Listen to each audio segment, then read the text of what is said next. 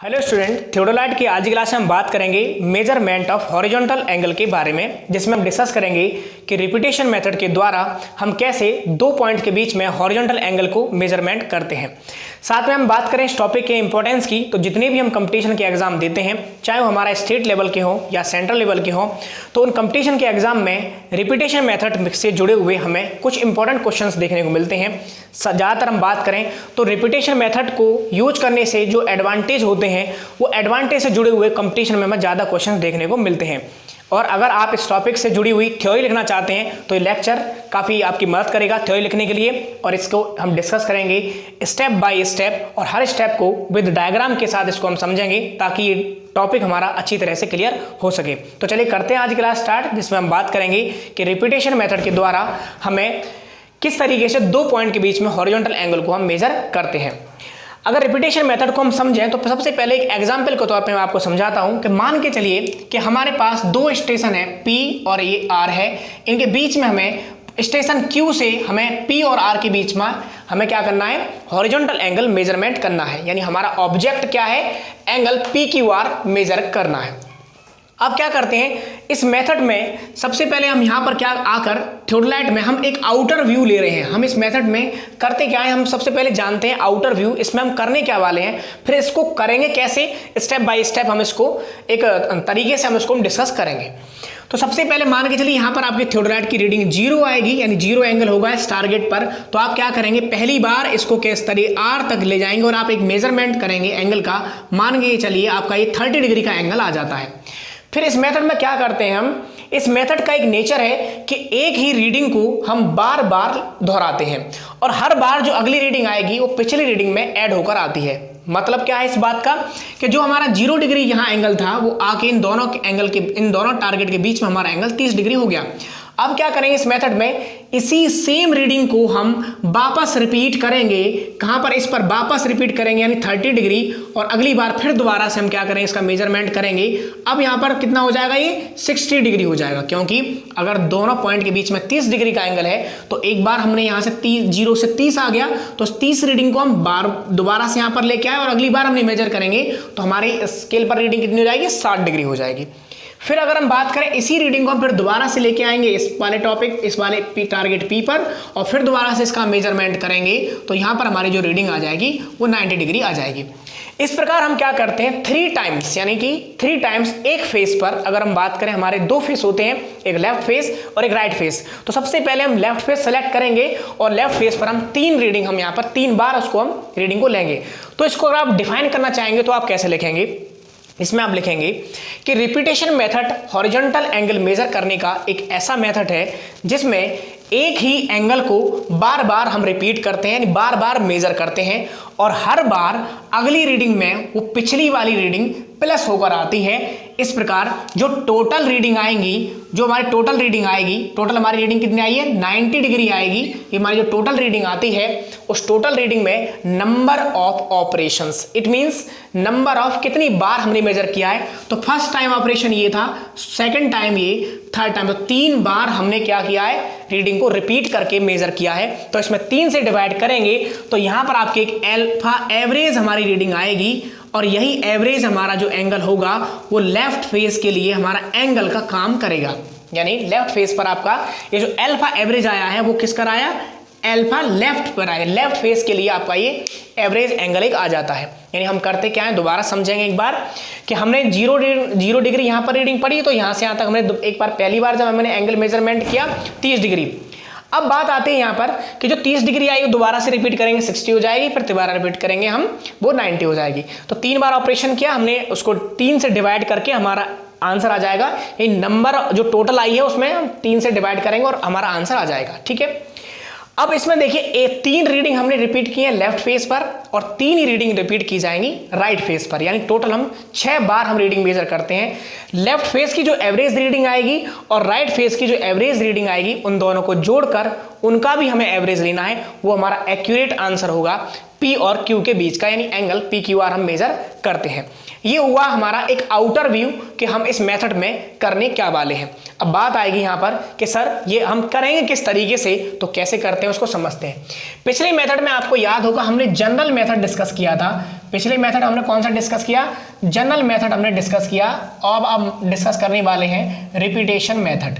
तो आप इतना समझिए कि जहां तक हमने जनरल मेथड डिस्कस कर लिया था, उसी से आगे हमारा रिपीटेशन मेथड चलता है। किस तरीके से, थोड़ा समझते हैं। अगर आपने जनरल मेथड वाली पिछली वीडियो देख ली है तो ये सारे स्टेप आपके क्लियर हो गए होंगे। और इस स्टेप के यहां पर जब हम आए थे तो हमने क्या कर लिया था, मैंने आपको बताया था कि किस तरीके से हमारे यहाँ पर 0 रीडिंग सेट करके हमने हमारे आर तक की रीडिंग हमने यानी कि एंगल PQR मेजर कर लिया था। यानी आर पर आप आ चुके हैं, मान के चलिए आपकी ये जो रीडिंग हमारी 0 डिग्री आई थी और यहाँ पर आपकी 30 डिग्री रीडिंग आ चुकी है। पिछले मेथड में हमने स्टेप बाय क्या किया था, सबसे पहले थोड़ा एक आउटर भी इसका भी ले लेते हैं हम, फिर आगे हम डिस्कस करेंगे। हमारा ऑब्जेक्ट था एंगल PQR मेजर करना। तो हमने क्या किया था, सबसे पहले हम गो टू स्टेशन Q, हम स्टेशन Q पर आए थे और यहाँ पर टेम्पररी एडजस्टमेंट किया था, जिसमें हमने 3 ऑपरेशन परफॉर्म किए थे। सबसे पहला सेंटरिंग, फिर लेवलिंग, फिर एलिमिनेशन ऑफ पैरालैक्स। उसके बाद हमने क्या किया, इसमें फेस सेलेक्ट करते हैं। तो लेफ्ट फेस पर, जैसा कि अभी हमारी बात हुई कि लेफ्ट फेस पर हम 3 रीडिंग लेंगे, तो लेफ्ट फेस हमने सेलेक्ट किया।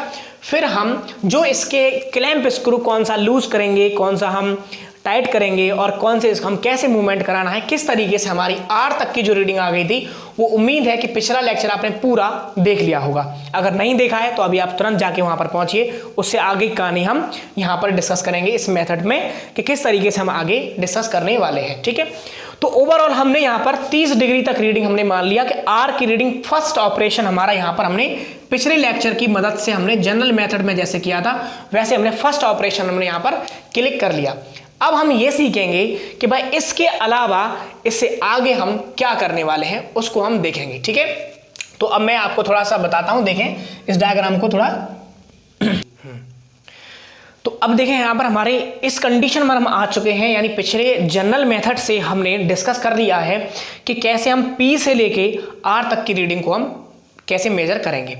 जब हमने एक बार आर की रीडिंग मेजर की, इसमें सिर्फ हमें सीखना क्या है, इसमें हमें यह सीखना होता है कि फील्ड में जब हम थियोडोलाइट से मेजरमेंट कर रहे हैं तो कब कौन सा स्क्रू चलाना है, इतना हमें सीखना होता है। ठीक है, तो आर तक जब हम आए हैं तो जनरल मेथड का पूरा हमने पिछले लेक्चर में हमने डिस्कस कर लिया था, जो कि मैंने यहां पर मिटा दिया है।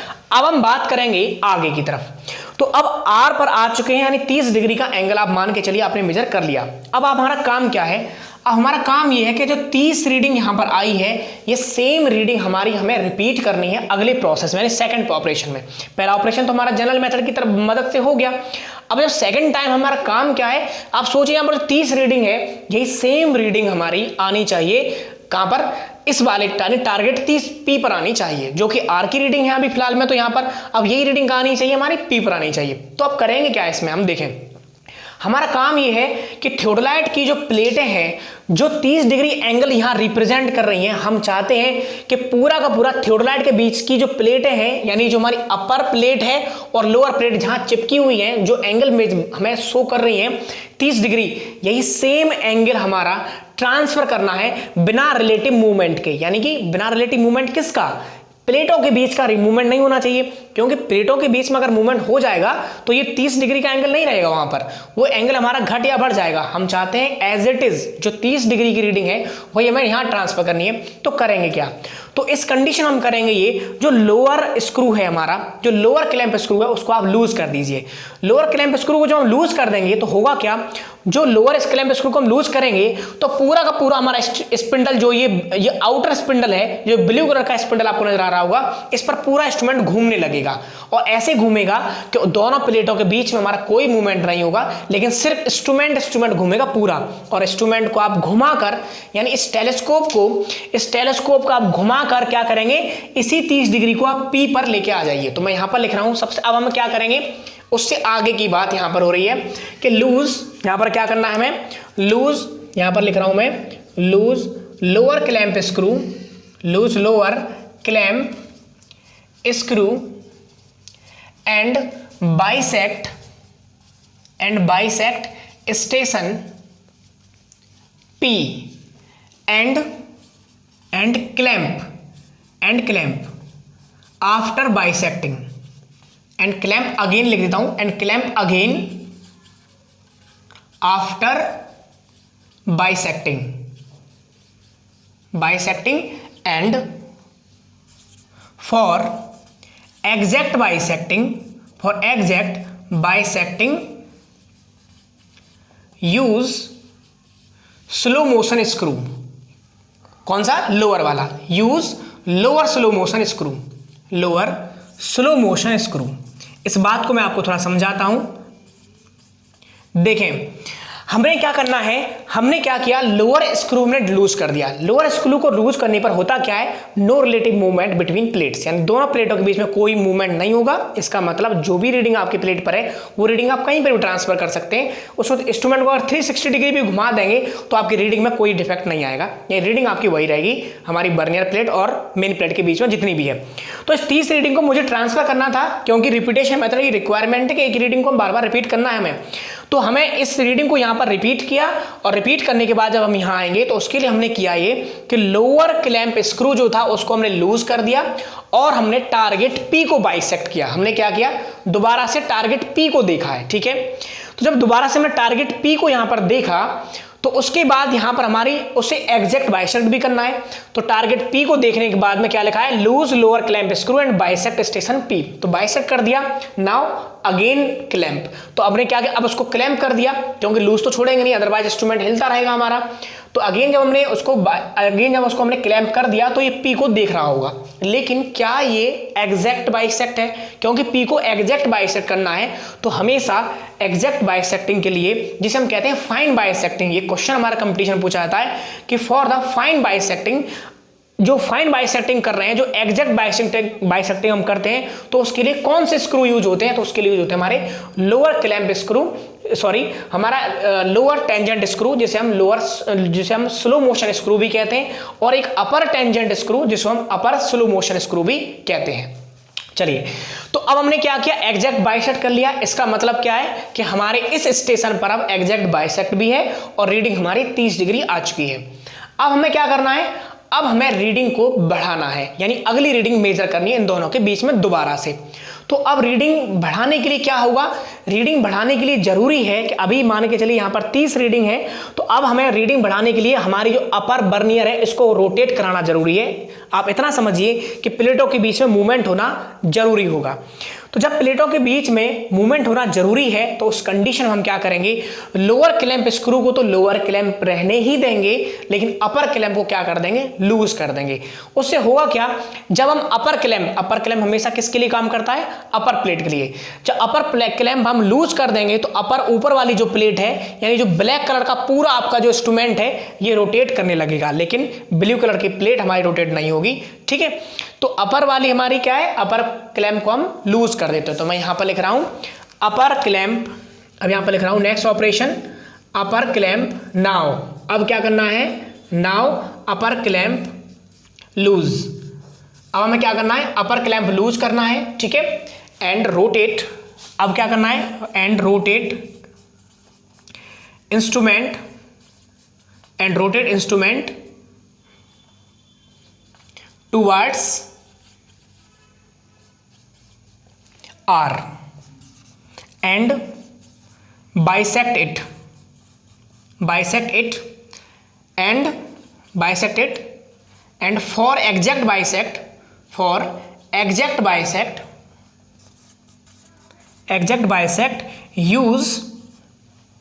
use upper tangent screw, upper tangent या upper slow motion screw, upper tangent screw। अब इसको थोड़ा सा समझते हैं। देखें, हमने क्या किया, 30 डिग्री यहां पर आने के बाद अब हमें रीडिंग मेजर करनी है, तो हमने अपर जो प्लेट है उसका हमारा क्लैंप स्क्रू में लूज कर दिया। बेनिफिट ये मिला देखने के कि हमारी जो अपर प्लेट है वो मूव करने लगेगी किस पर, लोअर प्लेट पर, यानी कि दो प्लेटों के बीच में रिलेटिव मोशन हमारा होगा वहां पर। तो अब हमारी प्लेट मूव करने लगेगी और हम देखेंगे कि दोबारा से अगेन क्या होगा, सेकंड ऑपरेशन में हमारी प्लेट फिर दोबारा से, यानी हमारी जो टेलीस्कोप है वो इसको देख रही होगी और यहाँ पर हमारा 60 डिग्री का एंगल आ जाएगा। लेकिन ये आएगा कैसे उसको समझते हैं।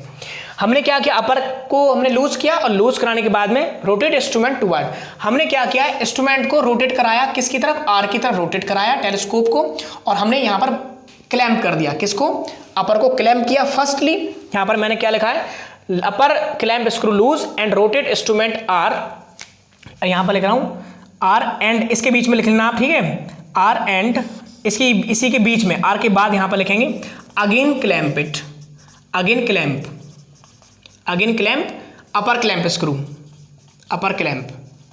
यानी अब दोबारा समझें, ये लाइन हमारी कुछ इससे बीच में छूट गई कि हमें क्या करना है, अपर क्लैंप को लूज किया, इंस्ट्रूमेंट को रोटेट कराया, रोटेट कराने के बाद यहां आ गई, फिर यहां पर आने के बाद में हमें अपर को दोबारा क्लैंप कर देना है। तो again clamp upper screw and bisect it, और इसको बाइसेक्ट भी करते जाना है साथ के साथ। जब हमने क्लैंप कर दिया और बाइसेक्ट कर लिया तो एग्जैक्ट बाइसेक्ट भी करना जरूरी है, क्योंकि आर पर एग्जैक्ट एंगल मेजरमेंट करने के लिए हमारी बाइसेक्टिंग में भी एरर नहीं आनी चाहिए। तो हमने क्या किया इसमें, फॉर एग्जैक्ट बाइसेक्टिंग के लिए अपर टेंजेंट स्क्रू हमने चलाया। तो होगा क्या, अपर टेंजेंट स्क्रू जब हम चलाएंगे तो अपर प्लेट हमारी स्लोली जाएगी और स्लोली मूव करेगी और हम आर को एग्जैक्ट बाइसेक्ट कर लेंगे। यहां पर हमारी क्या आ जाएगी रीडिंग, 60 डिग्री हमारी रीडिंग आ जाएगी। यानी अब हम क्या करेंगे, दोनों बर्नियर की रीडिंग हम पढ़ेंगे। तो देखें, पहली बार दोनों बर्नियर की रीडिंग पढ़ी, उसका एवरेज लिया, यहां पर 30 डिग्री आ गया। दूसरी बार हमने दोनों बर्नियर की रीडिंग पढ़ी, उसका एवरेज लिया, यहां पर जो भी रीडिंग आई। तीसरी बार हमने जो रीडिंग पढ़ी उनका एवरेज लिया, यहां पर आ गया। फिर जो तीनों रीडिंग हमारी आई है, इनकी हमारी रीडिंग में जितने नंबर बार, अब हम क्या करेंगे, repeat same process, repeat same process. यानी अभी जो हमने प्रोसेस देखा वो प्रोसेस हमें सेम क्या करना है, सेम प्रोसेस। यानी एक बार और हमें थर्ड टाइम यही ऑपरेशन हमें दोबारा से प्रोसेस करना है, और करने के बाद जो यहां पर हमारे एंगल आए हैं उसके लिए हम क्या करेंगे, अल्फा लेफ्ट निकालेंगे। क्या करेंगे, अल्फा लेफ्ट। ठीक है, बर्नियर की एवरेज तो ले ही रहे हैं हम, बर्नियर जो आ रहा है उनका एवरेज देखें। जब फर्स्ट टाइम यहां पर हमने लिया तो ये जो रीडिंग आई है ना 30, वो हमारी बर्नियर का एवरेज लेने के बाद आई। यानी हम बर्नियर ए भी पढ़ेंगे, बी भी पढ़ेंगे, उन दोनों को जोड़ के हम क्या करें, डिवाइडेड बाई 2 करेंगे, तो ये रीडिंग आ जाएगी। तो ये भी दोनों बर्नियर का एवरेज है, ये भी दोनों बर्नियर का एवरेज है, ये भी दोनों बर्नियर का एवरेज है। तो जो फाइनल रीडिंग हमारी 3 आई है, फर्स्ट ऑपरेशन, सेकंड ऑपरेशन और थर्ड ऑपरेशन में, उन तीनों को हम क्या करेंगे, थर्ड वाली की रीडिंग को हम देखेंगे, क्योंकि लगातार ऐड होती जा रही ना। तो थर्ड वाली जो हमारी रीडिंग है यहाँ पर 90, यानी यहां पर हम लिखूंगा मैं टोटल रीडिंग हमारी जितनी आई है लास्ट ऑपरेशन में ना, total reading in third operation, third operation जो रीडिंग हमारी आई है उसमें हम क्या कर देंगे, डिवाइड कर देंगे किसका, नंबर ऑफ, कितनी बार हमने मेजर किया है, यानी नंबर ऑफ प्रोसेस या नंबर ऑफ ऑपरेशन।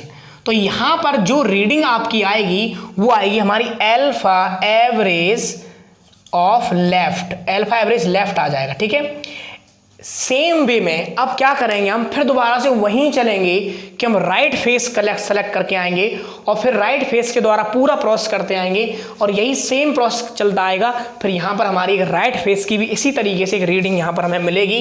तो प्लस हमारा अल्फा एवरेज यहाँ पर राइट वाला भी आ जाएगा, और इसके लिए हम क्या करेंगे, अल्फा निकालने के लिए क्या करेंगे, इन दोनों के बीच में इन दोनों का हम क्या कर देंगे, एक एवरेज वैल्यू ले लेंगे, और वो एवरेज वैल्यू ही हमारी क्या होगी, रिपीटेशन मेथड की एक एग्जैक्ट वैल्यू हो जाएगी। ठीक है, ये वाला पॉइंट दिखाई दे रहा है ना। तो ये हमारा क्या एवरेज वैल्यू हो जाएगी एंगल की, यानी हमें इन दोनों टारगेट के बीच में जो हमारा एग्जैक्ट एंगल अल्फा था वो हम मेजर कर लेंगे रिपीटेशन मेथड के द्वारा। इस मेथड की खास बातें क्या हैं, इस मेथड की खास बातें और इससे कुछ जुड़ी हुई कंपटीशन की बात करते हैं हम अब यहाँ पर। देखें, कंपटीशन के एग्जाम में पूछा जाता है कि इस मेथड में जो हम रिपीटेशन मेथड यूज कर रहे हैं, इसको यूज करने के हमारे एडवांटेज क्या क्या हैं। ठीक है, दूसरा कि इस मेथड में जो हम यूज कर रहे हैं तो हमारी एक्यूरेसी कितनी आती है। तो ये सब टॉपिक पर हम चर्चा करेंगे विस्तार से, क्योंकि मुझे सारा यहाँ पर डायग्राम को रिमूव करना पड़ेगा और एक न्यू डायग्राम के साथ आना पड़ेगा।